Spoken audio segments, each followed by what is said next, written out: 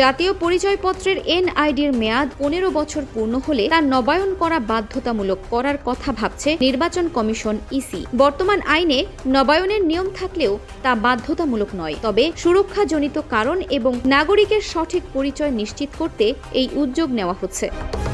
কেন এই সিদ্ধান্ত? ইসি কর্মকর্তারা জানান, 15 বছরে মানুষের চেহারায় ব্যাপক পরিবর্তন আসে। এছাড়া সময়ের সাথে সাথে আঙুলের ছাপের কোয়ালিটি কমে যাওয়ায় পরিচয় নিশ্চিত করতে জটিলতা তৈরি হয়। তথ্য জালিয়াতি ও কারসাজির ঝুঁকি এড়াতে এবং পরিচয় যাচাই প্রক্রিয়া আরও নিখুঁত করতেই এই পরিকল্পনা। নবায়নের নিয়ম ও ফি।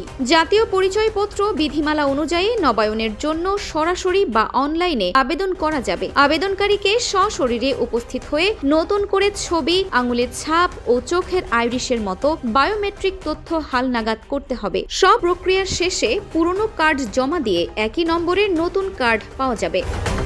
সাধারণ আবেদন 30 দিন 100 টাকা, জরুরি আবেদন 7 দিন 150 টাকা। তবে এই প্রক্রিয়াটি বাধ্যতামূলক করা হলে কোনো ফি ছাড়াই অর্থাৎ বিনামূল্যে করা যায় কিনা তা নিয়েও ভাবছে কমিশন। বর্তমানে কার্ড হারিয়ে গেলে বা নষ্ট হলে প্রথমবার সাধারণ ফি 200 টাকা এবং জরুরি ফি 300 টাকা দিতে হয়। পরবর্তী প্রতিবার সর্বোচ্চ 1000 টাকা পর্যন্ত। সেই তুলনায় নবায়নের মাধ্যমে কম খরচে বা বিনামূল্যে তথ্য হালনাগাদ করা সম্ভব হবে। বিষয়টি এখনও প্রাথমিক পর্যালোচনার মধ্যে রয়েছে এবং সার্বিক দিক বিবেচনা করে পরবর্তী সিদ্ধান্ত নেওয়া হবে বলে জানিয়েছেন ইসি সংশ্লিষ্টরা।